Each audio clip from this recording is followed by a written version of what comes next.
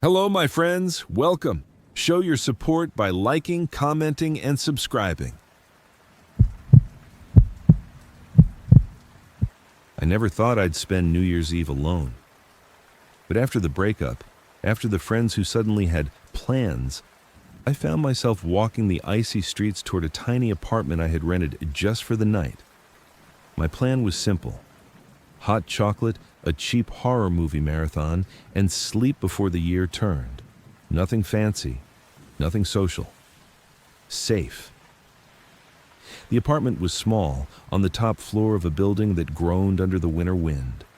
The windows were frosted over, making the outside world a blurry smear of city lights. I set my bag down, lit a single lamp, and unpacked the snacks I had brought. By 10 o'clock, I was curled up on the couch, the TV flickering. Outside, the distant hum of celebrations rolled faintly against the walls. I was alone, perfectly alone. Then came the sound. It was soft, almost polite at first. A knock. I froze. The building was mostly empty, and I hadn't expected anyone. I peeked through the peephole, empty hallway. The light above the door flickered. I laughed nervously. "Probably just the wind," I muttered, but a strange shiver ran down my spine. 10 minutes later, the knock came again, louder this time, more deliberate, and I heard it, the faintest whisper, almost drowned by my own heartbeat. "Let me in." I told myself I was imagining it. I tried to focus on the movie, but the screen seemed darker than usual. Shadows pooled unnaturally in the corners of the room. I could feel them moving, stretching, as if alive. By 11:30, I was pacing. Every sound made me jump. The radiator hissed, a pipe creaked, the wind rattled a window. And yet, the sense of being watched was undeniable. Something in the apartment wasn't mine. I sat back down, trying to rationalize it. Maybe it was loneliness. Maybe it was too much coffee. But when I glanced at the mirror by the doorway, my reflection moved before I did. A smirk I didn't make. Eyes darker, deeper, mocking me. 11:45, 15 minutes to midnight. I tried to calm myself, to ignore the unease, but the knocking returned. This time, faster, louder, insistent. Panic clawed at me. I backed into the corner, glancing around the apartment for anything I could use as a weapon. Then, the whispering became clearer, louder. "It's your turn. Midnight belongs to me." My breath caught in my throat. The shadows shifted again, coiling along the walls, the ceiling pooling around my feet. And then, for a brief instant, I saw him. Or it. A figure at the far corner of the room. Tall, impossibly thin, all black, featureless except for eyes. So many eyes, blinking in patterns that didn't make sense. Its gaze fixed on me, patient, calculating. I tried to run, but my legs wouldn't obey. My hands shook violently. My voice caught in my throat. It moved, not walking, but sliding across the room with unnatural grace, every blink of its countless eyes sending a jolt of fear into my chest. 11:59. 1 minute left. I could feel the seconds dragging, each one heavy, thick, suffocating. I grabbed my phone, desperate for help. No signal. Screen black. Dead. The fireworks outside began. Brief flashes of light illuminated the room for fractions of a second. In each flash, I saw the figure closer, shadows stretched unnaturally, and the reflection in the mirror grinning, leering. The countdown on TV reached 10 seconds. I pressed my palms over my ears, closed my eyes, tried to wish the moment away. 7, 6, 5. The lights flickered violently. My apartment twisted. The furniture elongated, walls bent, the ceiling sagged. I screamed, but my voice didn't sound right. It was layered, distorted, echoing in a way that wasn't possible. 3, 2, 1, midnight. The lights went out completely. Total darkness. I could feel it then, surrounding me, pressing into my mind. The figure was everywhere. Its eyes, its presence, its whispers. They filled every corner of my consciousness. I tried to move. I tried to fight. My hands flailed, my legs buckled, time fractured. I saw myself in the past, previous New Year's Eves, moments of joy, regret, mistakes, fleeting happiness. Every memory looped and twisted, distorted by something cruel, mocking. Each reflection stared back at me with eyes I didn't recognize. My own, but wrong, hollow, terrified. I screamed. My voice finally emerged, but it wasn't mine. Someone, or something, twisted it into a grotesque mockery. The shadows writhed, grew taller, reaching for me. The air tasted of ash and frost. Then, for a heartbeat, silence. I opened my eyes. My apartment was normal, or appeared normal. The lamp shone, the snow outside glistened, the TV displayed static. Relief surged. Maybe it was over. Maybe I had passed the moment unscathed. But then the knock came again, soft, polite, deliberate, and the whisper, "Next year starts now." I knew in that instant, with bone-deep certainty, that I had not survived. Midnight had not passed. It had claimed me, trapping me in the hours between years, watched by a being older than time itself. And every time I think the new year has begun, it hasn't. It's still counting down. Forever. I should have known something was wrong the moment I walked into the old hotel lobby. It was New Year's Eve, and I had decided to spend it alone in a cheap historic hotel downtown. The place had charm, if you could ignore the peeling wallpaper and the faint smell of mildew. Normally, I liked staying somewhere with character, but tonight it felt off. The receptionist was a pale man with sharp features and eyes that seemed to follow me as I moved. He didn't speak much, only gave me a key without looking up. I took the creaking elevator to the 5th floor. Each floor groaned under my weight, and I felt an inexplicable chill crawl up my spine. The room was small, the furniture old and dusty. I set my bag down and cracked open a cheap bottle of champagne I'd brought with me. Outside, the city was alive with fireworks and celebration. The streets sparkled, people shouted, horns blared. But inside, the room was silent, too silent. At first, I tried to distract myself with music. I set a playlist on my phone, but when the first notes played, they sounded distorted, warped, like a record being played underwater. I shook my head. Maybe I was tired, or maybe the old building's wiring was bad. By 11:30 p.m., the unease had grown unbearable. I noticed shadows moving in the corners of the room, but there was nothing there. My reflection in the mirror seemed wrong. My eyes looked darker, hollow even, and for a moment I could have sworn my reflection smirked at me. The first knock came at 11:40, soft, deliberate, a slow, measured tap at the door. I froze. "Who's there?" I called, my voice shaking. No answer, just silence. I told myself it was the wind, maybe the pipes. But when I returned to the mirror, I saw it, something standing behind me, just a shadow at first, growing taller, stretching unnaturally toward the ceiling. I spun around. Nothing. By 11:50, the sense of being watched was suffocating. I wanted to leave, but the key was in the room, and the corridor outside was pitch black. I felt trapped. And then the whispers started. At first, they were soft, almost gentle, curling around my ears like smoke. "Don't leave. Stay. Midnight comes for you." My heartbeat surged. I told myself it was imagination, exhaustion, the old building messing with me. But the whispers didn't stop. They grew louder, angrier, chanting something I didn't understand. Every word pressed against my mind, searing thoughts of fear and regret. I backed into the corner, champagne forgotten. The shadows in the room had multiplied, writhing along the walls, slithering across the floor like living smoke. And then I saw it clearly. A tall figure, impossibly thin, entirely black, its face featureless except for countless eyes blinking and shifting in every direction. It hovered near the door. I tried to scream. Nothing. My mouth moved, but no sound came out. Panic clawed at me. I ran toward the window, hoping to escape, but the glass wouldn't budge. Outside, the fireworks illuminated the city in bursts of red and gold, but they didn't comfort me. Each flash made the shadows grow, stretching further into the room, closer to me. Midnight approached. I could feel it. The figure was patient, deliberate. It didn't move fast, but I could feel its gaze drilling into me, counting me down like a predator. I grabbed the phone, desperate for help. No signal, no messages. The screen went black. The countdown in my head matched the real one.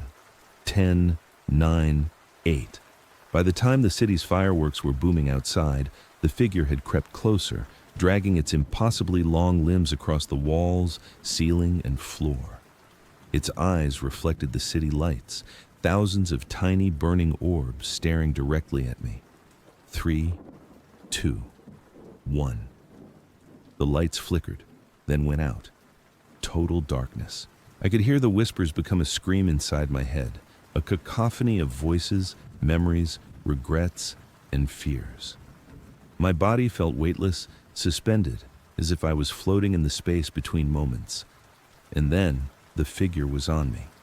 Its presence wasn't physical. It was everywhere, inside my mind, inside my body, consuming every thought. Time fractured. I saw myself in other years, reliving each New Year's Eve, my mistakes and regrets magnified, looping endlessly. Each reflection, each memory, stared back at me with eyes I didn't recognize. My own eyes, twisted, filled with terror. I tried to struggle, to fight. My hands moved, but they weren't mine. My voice screamed, but it sounded like someone else's, a grotesque imitation of my own. And then, the clock in my mind struck midnight. The city outside continued its celebration, oblivious. But inside, I was trapped. The figure lingered in the corner, eyes blinking in unison with the fireworks, patient and eternal. My mind had fractured. I could hear it whispering, laughing, learning me, marking me. I realized then that I hadn't survived New Year's Eve. I had become part of it. A prisoner of the countdown, doomed to relive the final moments of the year, over and over, watched by a being older than time itself. And every time I thought midnight had passed, it hadn't. It was still counting down, and it always would. I never believed in omens. Not really. I've always thought superstition was for people afraid of living, afraid of their own shadows. But last New Year's Eve, something happened that made me reconsider. Something I still can't explain, and probably never will. It started like any other New Year's Eve. I had been invited to a small party downtown at a friend's loft. Music, laughter, champagne, nothing too fancy, nothing too intimate. Perfect for a quiet night out with people I didn't know too well. I left my apartment around 10:30 p.m., the streets alive with the usual chaos of last-minute celebrations. Snow had started falling lightly, coating the sidewalks in white. The cold didn't bother me. In fact, it sharpened my senses. The party was small, maybe a dozen people, and the loft had floor-to-ceiling windows overlooking the city. Every time a firework exploded outside, the reflections danced across the walls like sparks in a dark forest. People laughed, clinked glasses, took selfies. I wandered near the windows, sipping my drink, feeling disconnected, as I often did in social settings. Then I noticed him. Or rather, I noticed something, or someone, standing across the street. At first, I thought it was a partygoer, but there was something wrong. He, or it, was completely still, facing my direction, watching. Even through the crowd and the glass, I could feel the gaze, heavy, piercing, like it wasn't human, like it was measuring something inside me. I blinked.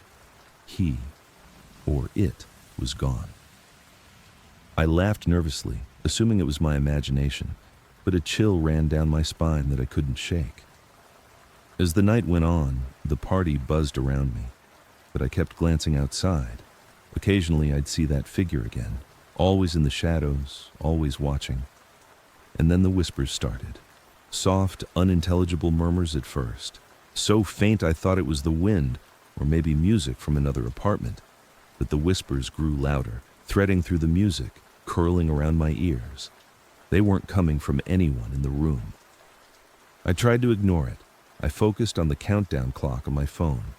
11:50 p.m. 10 minutes to midnight. 10 minutes to a new year. 10 minutes to something I couldn't name. By 11:55, my unease had grown unbearable. My drink sat untouched. The air in the loft felt heavier, almost sticky, pressing against my lungs. My heartbeat thumped like a drum in my ears. Then the lights flickered. People laughed nervously, assuming it was the building's old wiring, but I froze. In that brief blackout, I saw him, or it, clearly. Across the street in the faint light of a street lamp, not human, tall, impossibly thin, the angles of his body wrong, unnatural, his face. I didn't see a face, just darkness and eyes. Too many eyes, blinking, shifting, staring. The lights came back. He was gone. I tried to convince myself it was a trick of the light, snow, exhaustion. But then I felt it, a presence behind me, a cold brush of air along my neck. I turned. The loft was empty. Everyone else was laughing, oblivious, dancing, chatting. But the sensation didn't leave. 11:59. 1 minute left. I wanted to leave. I needed to leave. I whispered an excuse to my friends and bolted for the door. The snow had intensified. The streets were slick, eerily quiet despite the fireworks starting in the distance. That's when the whispers came again. Clear this time. Words I understood, though I don't know how. Don't leave. Stay. It's your turn. My pulse spiked. I looked around. No one. Just the empty, snow-covered streets. And then, suddenly, I saw the figure again, across the street, closer, its form now taller, stretching impossibly toward the sky. Shadows clung to it, writhing like living smoke. I ran, slipping, sliding on the ice, my breath ragged.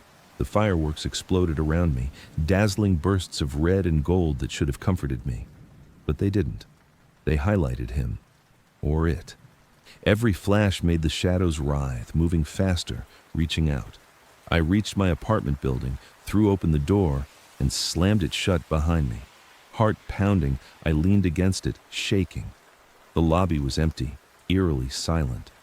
I took the elevator to the 5th floor, desperate for normalcy. My apartment door came into view, familiar and reassuring. I unlocked it and stepped inside. The lights were off. Not unusual, I often kept them off. But there was a faint smell. Smoke? Or something fouler. My chest tightened. I flicked the switch. Nothing. I tried the lamp. Nothing. The shadows in the room seemed wrong. They moved against the light, stretching, crawling. Then I saw it. On the floor. A single champagne glass, broken. My glass. But I hadn't even brought a drink from the party. I backed away. The whispers returned, louder now, surrounding me. Midnight. Your turn. Forever. I stumbled backward into the wall, and then the lights flickered. For the briefest instant, I saw him, or it, standing in the corner of my apartment, taller than the ceiling, eyes everywhere, darkness where his face should have been. And then he grinned. Not a human smile. A grin filled with teeth, too many teeth. I tried to scream, but my voice caught. The room began to twist. The walls expanded and contracted. My apartment felt like it was breathing.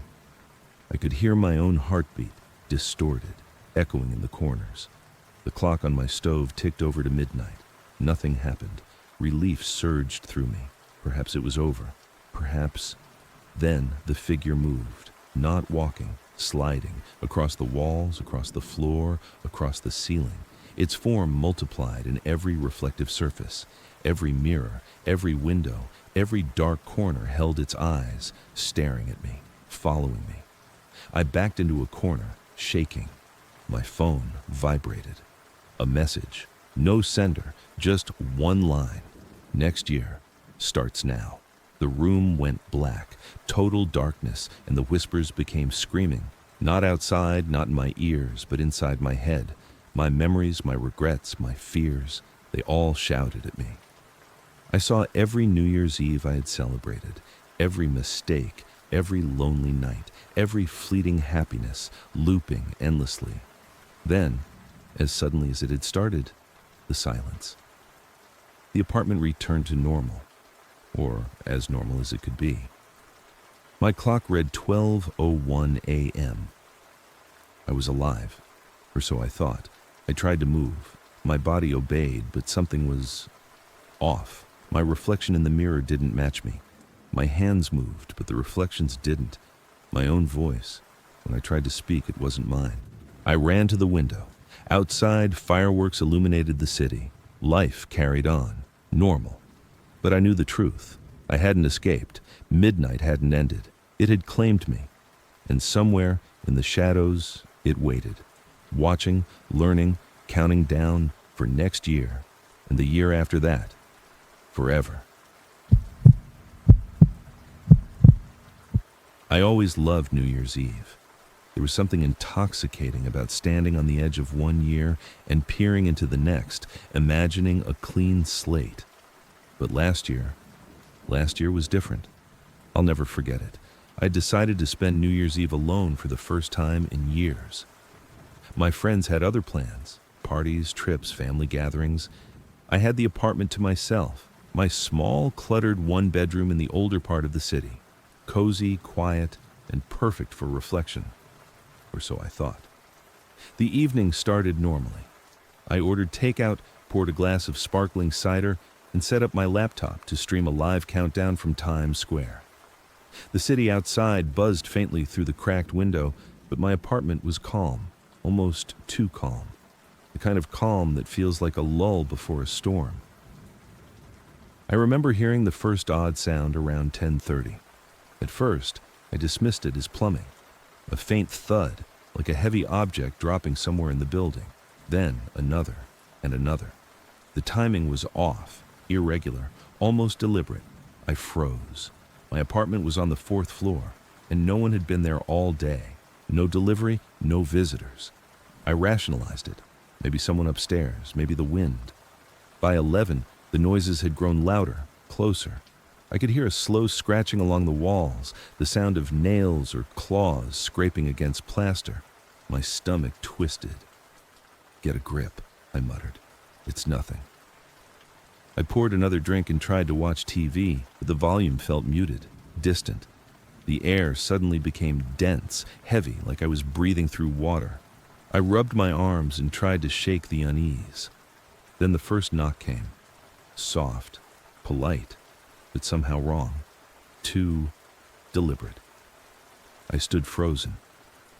"Hello?" I called, my voice cracking.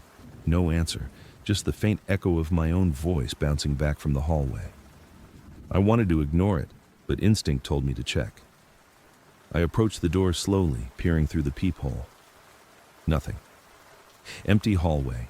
Bare fluorescent lights flickered above, casting a sickly glow. Then the whispering began. Soft at first, almost melodic. It seemed to come from the walls themselves, curling around my skull like smoke. I couldn't make out the words, but it was calling to me, coaxing me to something. I don't know what. By the time the clock struck 11:50, I was pacing, panicked. I'd poured 3 glasses of cider but barely touched any. My phone was dead. I didn't notice until I tried to scroll for distraction. Not that it mattered. No calls, no messages, nothing. Like the world outside had paused, leaving me alone with whatever this was. 11:55. My apartment lights flickered violently. Shadows warped across the walls, elongated and twisted.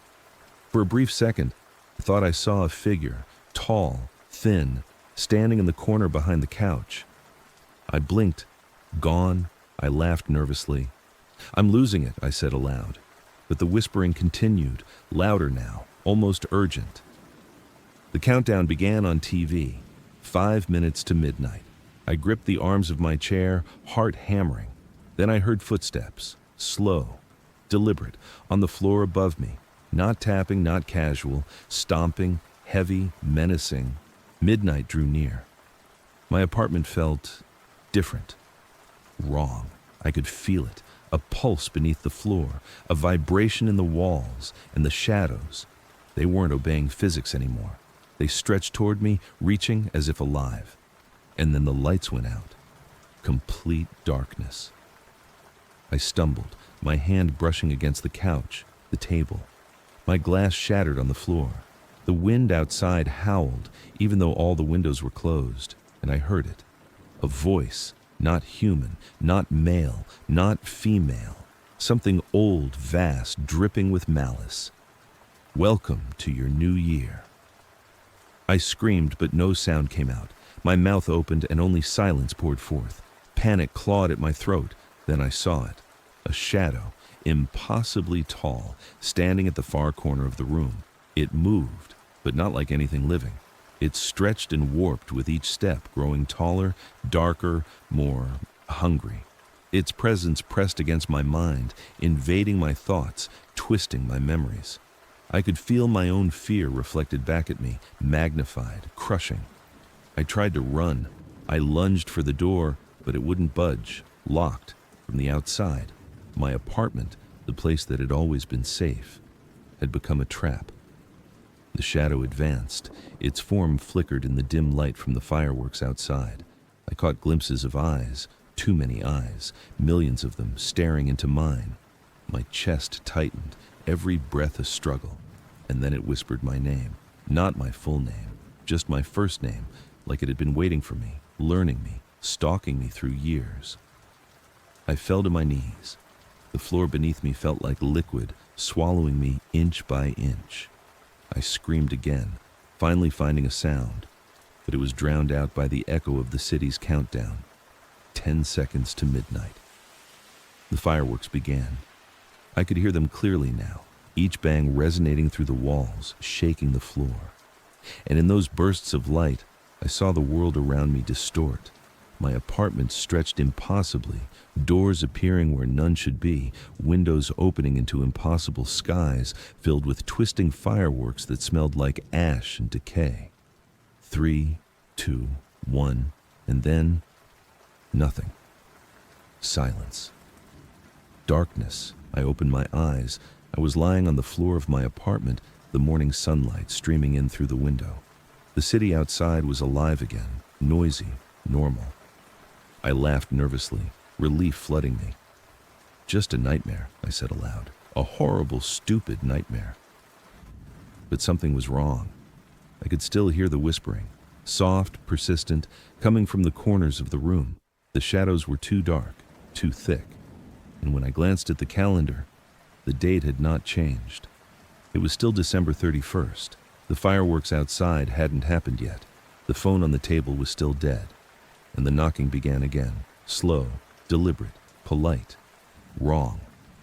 I tried to leave, to escape, but the door, it wouldn't open, not from the inside.